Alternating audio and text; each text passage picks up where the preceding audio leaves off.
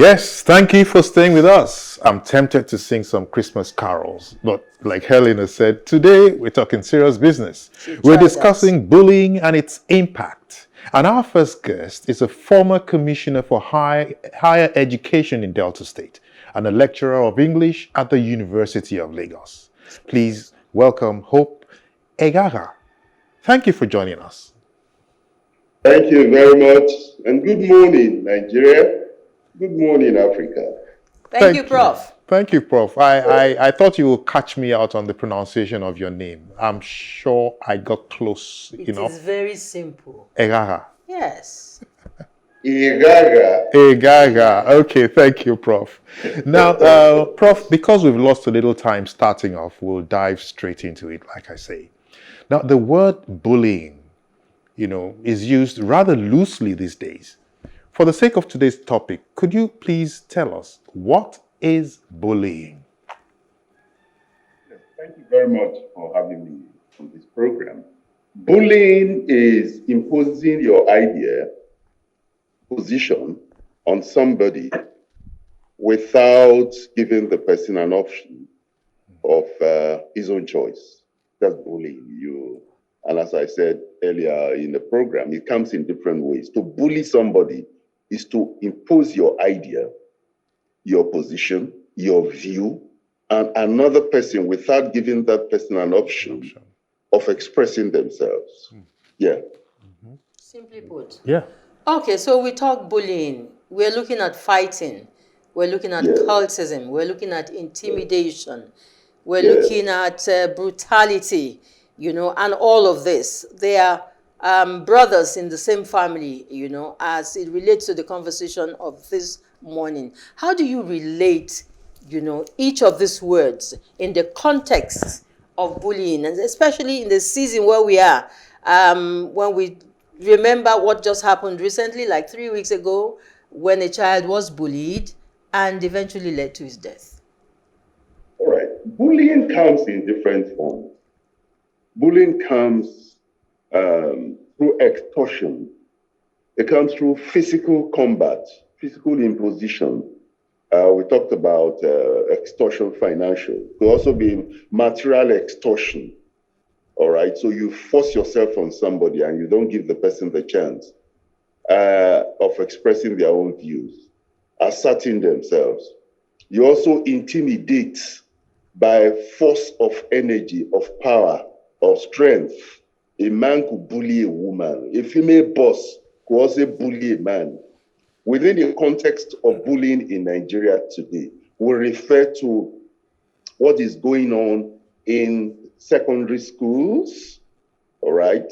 One Sylvester Oromoni Jr. lost his life, allegedly, through acts of bullying. It is said that he was called out late in the night, tortured. There are different narratives. They wanted him to join their cult. He said no, he would not join. They beat him up, tortured him, and then finally gave him a substance to drink. All right, so cults bully people. We know in the universities, there are certain boys, girls who resist cults, and they are attacked, they are intimidated, they are picked on by their peers, all right?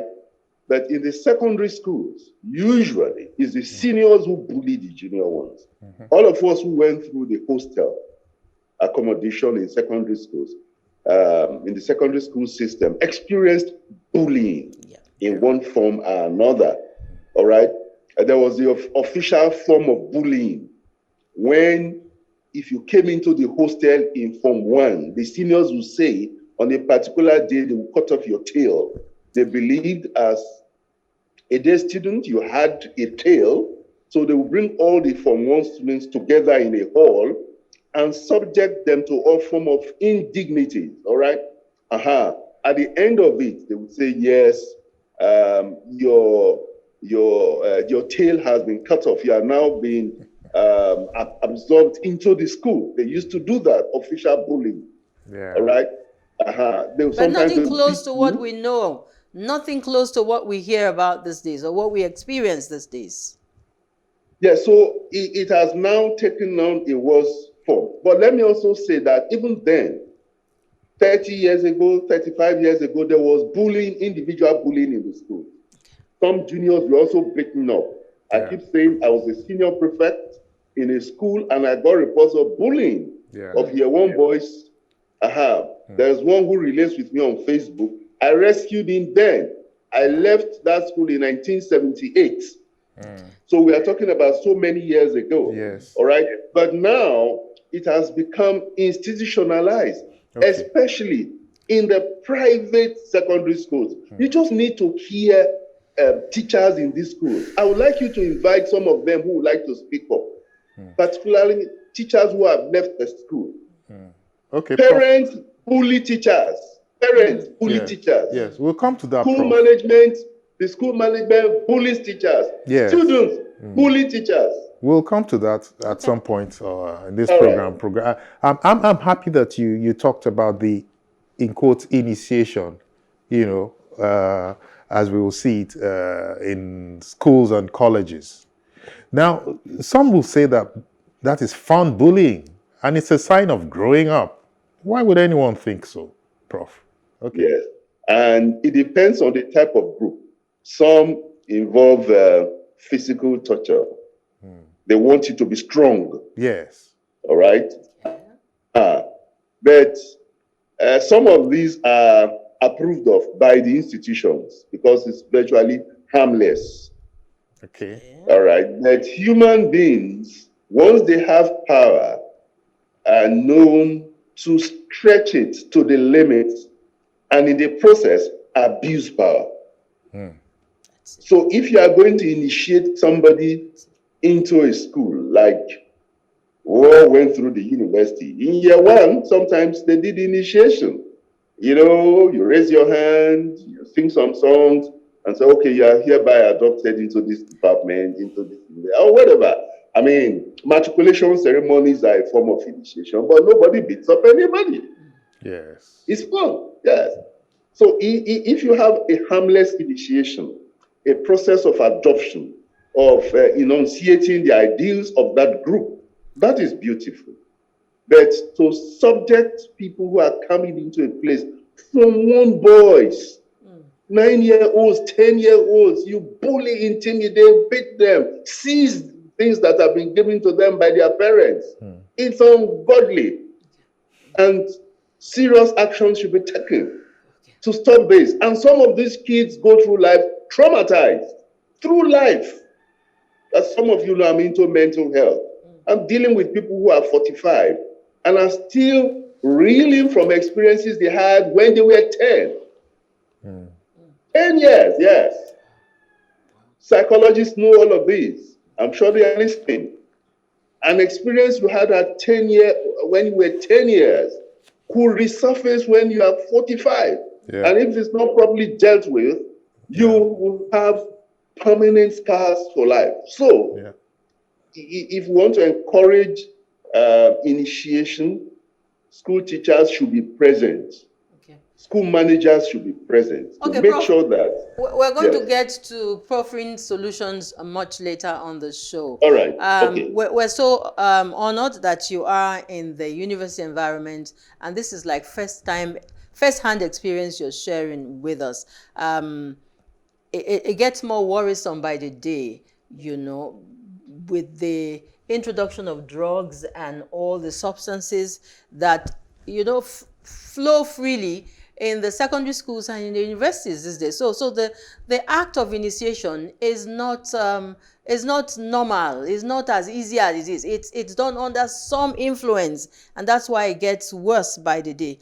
You might agree with us that for obvious reasons, bullying is more prominent, when it is physical. You've talked about it. Now, what is the most common sign and the scars besides the mental trauma that people who have been bullied go through? What other things do we see them experience all through life? Okay, the very first thing to say is fear. All right, when somebody is bullied and the person can't fight back, usually there is fear. Okay, there's lack of self-confidence. And some people then become bullies themselves because they have to take vengeance. It becomes a culture that is embedded. If you are being bullied, you are afraid of the bully, and you are afraid to tell your guardian. So you can see you can see the web.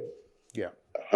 The solution ordinarily would be to tell your dad or your mom or your class teacher or the hostel master that you are being bullied.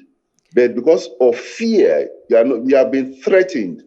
If you say this to anybody, we will kill you. And everybody is afraid of death. So there is that fear. There's that lack of self-confidence. A boy, he goes to school. When he comes back, he's a changed person. Either he has lost weight or he doesn't communicate anymore. He doesn't relate well with his siblings. All right? So social relationships, social skills become affected. For some, they begin to see the bullying as an act of strength because they also have to copy. And then later, when they get home, they look down on their siblings and then they look down on their peers, who are not as strong as they are. So some of these things go on and on and on until there's an intervention. Yes. And quite frankly, I would want to dwell a little more on that. Because yes, bullying is mostly physical. But verbal and emotional abuse could be equally, if not more, devastating to the victims. Body shaming, we've heard about all kinds of things. Prof, I want you to tell us, just in 1 or 2 minutes, tell us a little more about the devastation that you suffer. Okay, you quite rightly identified verbal bullying. All right, there are different types. Yes, verbal bullying. We have heard of husbands who bully their wives. Wives who bully their husbands. And wives also bully the husband. Sometimes, yes, for financial reasons. You see, there is a case of a lady, beautiful lady, and they were married for only 2 years. Like if it was up to 2 years. So later we found out that from day one, they kept body shaming her. All right, she became so traumatized, no confidence. She couldn't tell us. She couldn't tell her mother. Couldn't tell anybody. But the marriage crashed. All right. In the secondary school system, it's not necessarily verbal bullying because it degenerates. The verbal bullying won't be enough. Okay, to the extent that they threaten, yes, if you don't part with this, we'll kill you, we'll break your hand, and nothing will happen. All right, so yes, and they always claim that nothing will happen to them. They claim absolute power, and the victim subscribes to that narrative, yes, that nothing can happen to them. That if somebody can walk into his hostel by 12 midnight, 1 a.m., switch off the lights and punish him, and then the hostel master, who is a few rooms away, says nothing, it means that these guys are very tough and nothing can happen to them. So for some, they permanently fear anybody who is bigger. Yes. Now, anybody, Prof, yes. Thanks, Prof. Before we let you go, there is something that just came up, right before the program. And I was talking to someone who said that bullying in school is an elitist phenomenon. It happens in private, hybrid schools and all of that. Would that be correct? No. It happens everywhere. It happens everywhere. It's any community which is enclosed, all right, there is a form of bullying. We're saying now, we're talking about the private schools because they're in their hostels. And then this is in focus. It happens in the federal government colleges. There is a lady who told me, after I wrote my essay, that when she was in JSS3, her senior wanted to have a lesbian relationship with her. She said no. I'm talking about the federal government college. And the senior started picking on her.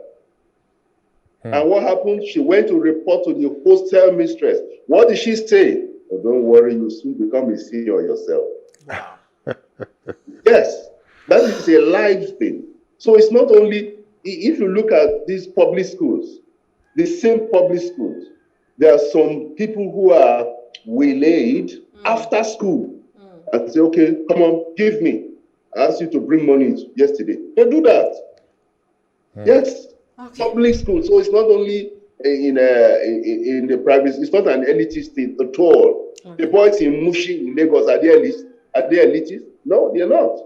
They bully people. Besides, we have a government that bullies people. Thank you. All right. Okay, thank you. But just on the last note, I am thinking of solutions. While you were talking a while ago, you said the bully that goes in the middle of the night into a young guy's room in the hostel and says whatever and does whatever, and nothing happens to him. Nothing happens to him.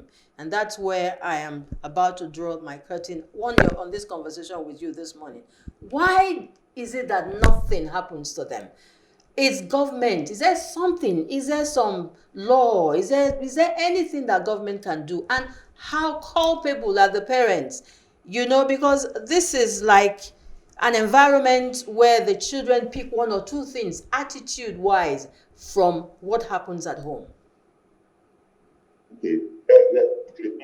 Parents should be more cautious, should be more aware of the children, relate well with the children, because why? If your child is being bullied, you should know. If your child is a bully, you should also know.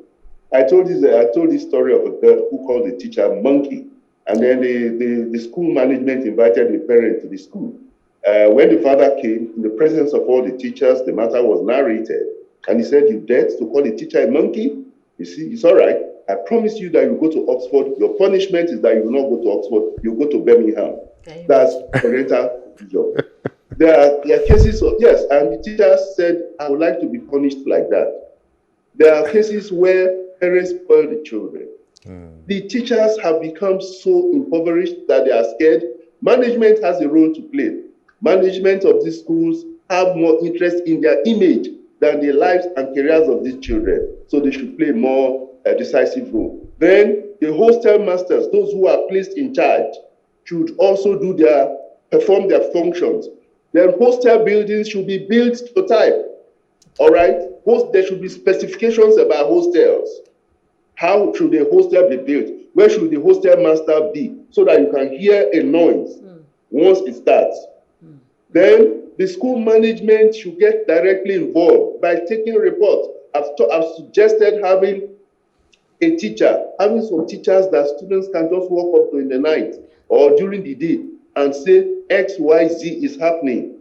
And the schools should take this seriously and act. There is punishment. When we were in school, there was punishment for bullying. There was suspension.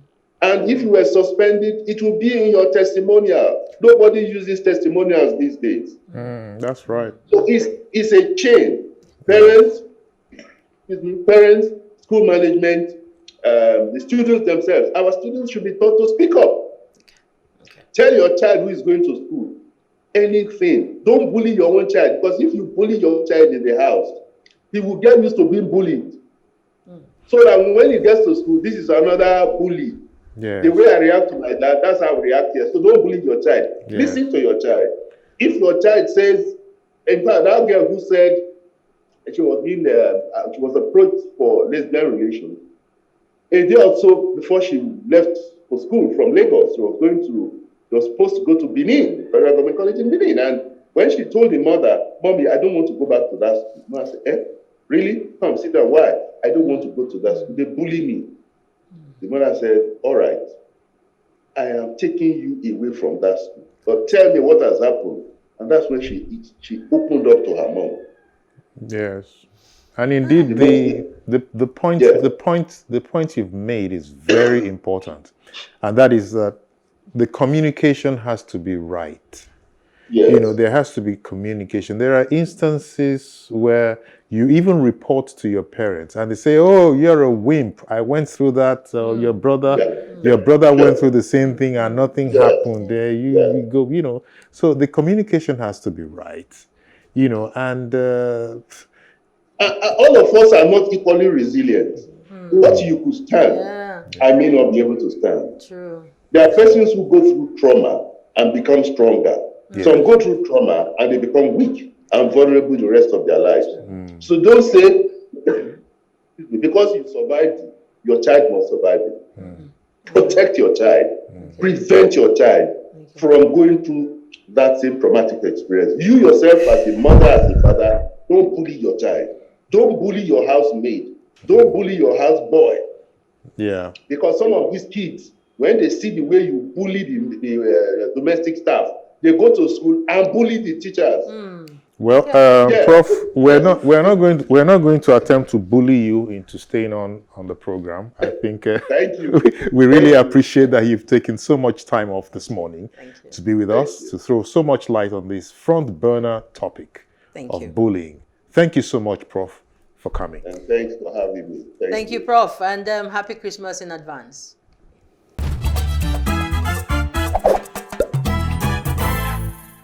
Well, bullying is still on the front burner, and Ronke Adeniyi is our second guest. She runs the Posh school located in Parkview Estate, Ikoyi. She's a teacher at heart and has over 10 years of experience teaching and facilitating the younger ones. Thank you for joining us today on the show. It's a very quick and short one. We know that your CV is a lot bigger and longer than that.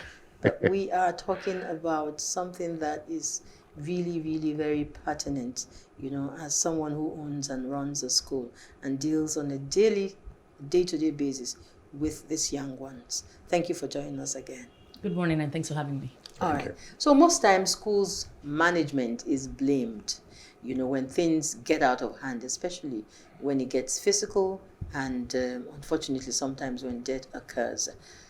Run us through what happens in school in terms of management and overseeing the affairs of the people who are brought into schools under your care.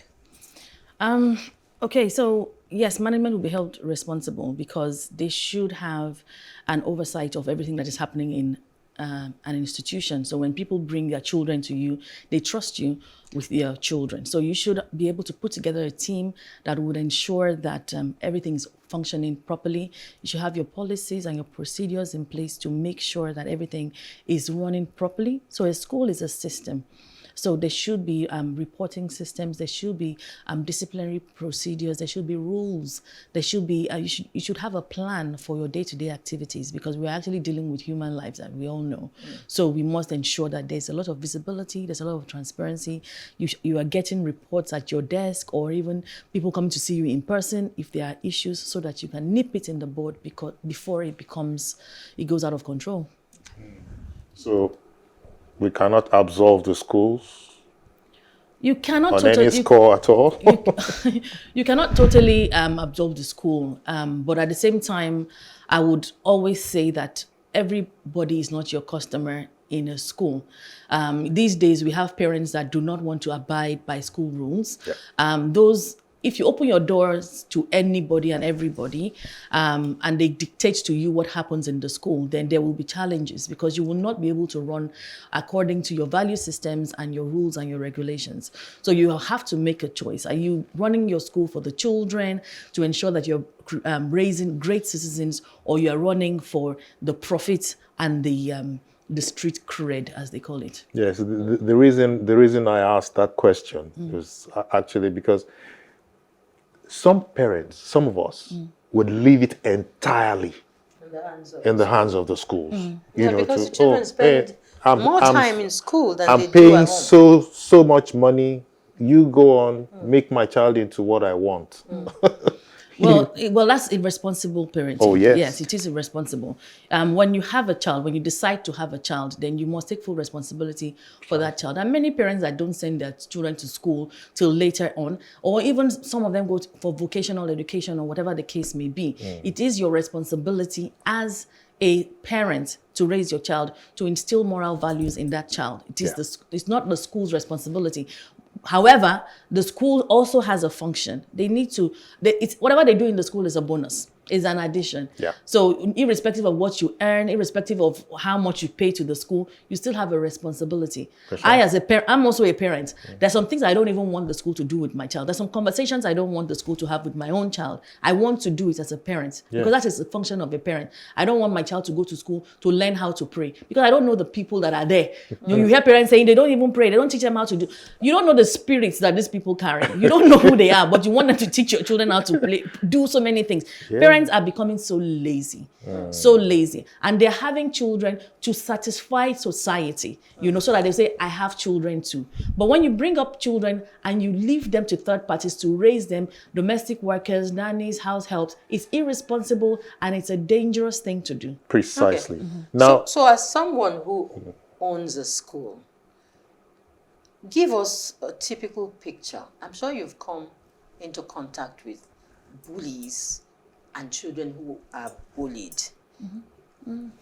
Just give us a mental and, I don't know, picture of what you experience, for example. See, we at the Posh school, we've not had extreme cases. Because we have a preschool and a primary school. So we don't have extreme cases. Our population is not out of control because ratio is very important. Okay. For a teacher to be able to know what is happening everywhere in the classroom, on the playground, if they have 20, 30, 40, 50, it's near impossible for them to know everything that is happening.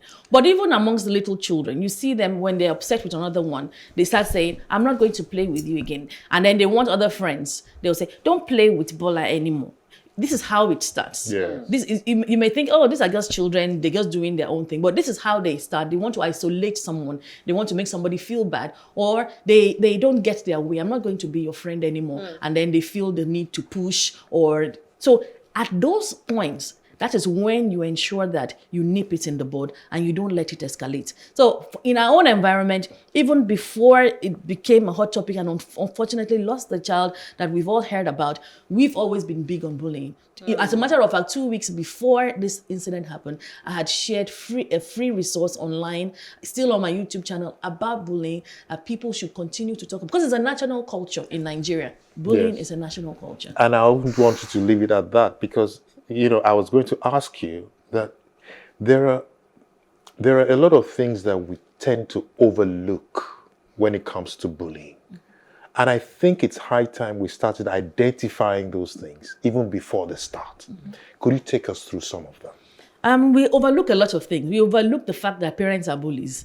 They are the major bullies, and they will tell you that they're Africans. And Africans, this is the way we parent. And they hit their children and they smack their children. If you do that and you say, that is the way, and they will even quote scripture and tell you that you should spare the rod or you spoil the child, foolishness is bound in heart. They will use those scriptures that they do not fully understand because that rod is a rod of correction and love, a love of guidance. The rod and staff, they comfort me. It's not a physical rod that you used to strike, a rod of miracles. If you dissect that scripture properly, you would realize that it's not a rod, it's not an opportunity for you to hit your children. And if you dig into the scriptures even further, you'd find that in that Bible, it also says in the book of Deuteronomy that a rebellious child should be stoned to death. So are we doing that?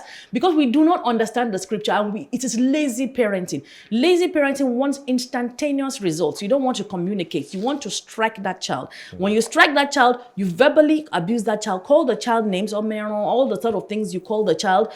You are bullying that child. When you're comparing them to their siblings or their mates, your friends have two heads, they came this and that, you are bullying that child. Bullying can be emotional, psychological, it can be physical, it can be sexual, it can be neglect. You go out all day before the child wakes up, you come back late in the evening, you don't see that child round the clock, and when you see the child, you don't even have time. Or you are even in the house physically present. We have that amongst a lot of moms and dads that are home. They are physically present, but they're constantly online because they are slave parents. They are emotionally absent. So the children are emotionally bankrupt. Those children do not feel loved enough. They have self-esteem issues. So when they go out there, they feel the need to make somebody feel a little worse than they do. They want to make somebody feel just as bad as they do. So unconsciously, they are doing this. Many of the children, some of them don't even understand what they are doing. It's just what they've seen in the environment and they model it. And I hope we're listening. I hope the parents are listening. Of course they are. And the parents and the teachers and the school owners always have opportunities to meet and talk about the welfare of the children. educationally and otherwise. In the course of these incidents, we have been told about, suppression of views of some parents, and letting go of some ills in that environment based on the financials that come with it and all of that. Run us through some of this.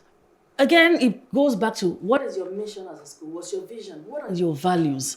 If you are in alignment with you and the parents, then you will collaborate in the best interest of the child. It will not be money first. But if money and celebrities that you want to come into your school are the mission, and we must not tell this a lie. A lot of schools, this is what they want. I mean, I've had a number of people come to our school of different caliber that I'm not even interested in them coming to. Give me 10 million. I'm not interested. Because you're going to give us problems. And like Posh, I tell you, yeah, things happen, but they're not, because we are in an environment. So you will definitely have some issues, but not issues that we cannot manage, because we have parents that want us to work in the best interest of their own children as well. They don't want to dictate to us. They don't want something to happen and then you will just neglect it, leave the child to do anything they want. They don't come to beat up the teachers and yell at the teachers. We don't have that kind of parent. So when schools begin to say, these are our policies, sign it. And you must stick by it. Okay. When schools are confident enough to say, you cannot bring your armed bodyguard to school, your children must carry their bag, they must greet everybody right from security, they must respect their teachers. Yes. When you go back to the basics, then we will get it right. But right now, where they are bribing educators, where they are bribing teachers, and all sorts of ills are happening in the schools. Parents are coming sports day, they are doing uniform dance, choreography, they're coming for Mother's Day and Valentine's Day and misbehaving, turning schools into social institutions, inviting celebrities that are hanging their trousers to come and entertain our children. We forget that it's an academic institution. It's not a social gathering. This is huge. This is huge. I can call you Ronke Posh here. Yes, please. Okay.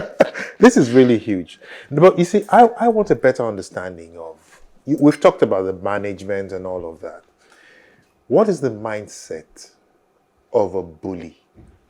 So yeah, the mindset of a bully, the psychology of a bully. I mean, I did this many years ago. When you talk about bullies, think about someone like Hitler. Look at the impact he had on the whole world. And I think about somebody like Jesus, who was also bullied, by the way.